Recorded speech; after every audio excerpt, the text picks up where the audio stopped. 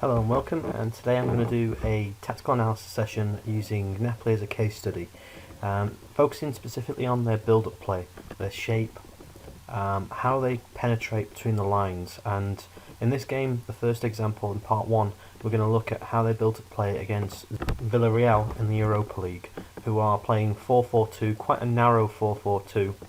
And we'll see what we can learn and what coaching points we can take from this, and hopefully you'll have a better understanding and have a few ideas of your own that you might be able to implement with the teams that you're currently coaching. So the first thing that we're going to look at is what you might consider their Napoli's attacking lines. How many players in each particular line? And so we can see Villarreal are pressing in with the front two strikers.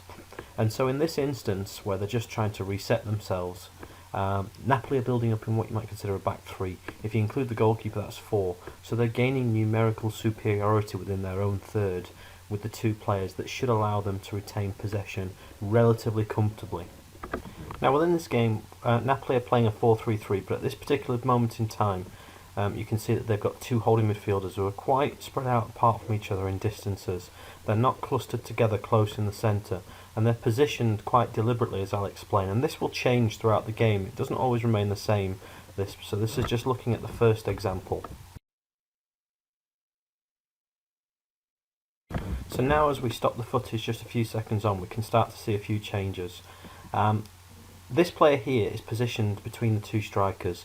That is trying to offer the goalkeeper the opportunity to penetrate straight between the lines. It also has an additional purpose. It's trying to compact those 2 strikers.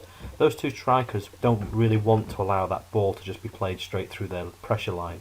And so more often than not, what you'll see is the 2 strikers, because of his positioning, tuck in close together. Now this enables the width. You'll notice the defender who's now off camera has gone really wide so that he can't be pressed. You can see there's no winger in the vicinity to press, so therefore they'll have that centre back, the goalkeeper, and you can see the narrowness of this centre back is in that position in case play breaks down, a little bit more defensive security. So Napoli are played out to their left-sided centre-back. We're going to see now how they penetrate through the lines. And if you look at the moment, the midfield 3 triangle, it's kind of trying to play one either side of Villarreal's midfield line. But you'll see how they come together close. It enables them to play a lot more one-touch play. And it's the speed with which they then suddenly change from lines, what I would consider lines 2 and lines 3, where they play one touch here, look, one touch left, one touch through that gap where they've moved the opposition, and you can see the position in the front 3 in between the passing lanes for that fast interchange that allows for penetration on that example between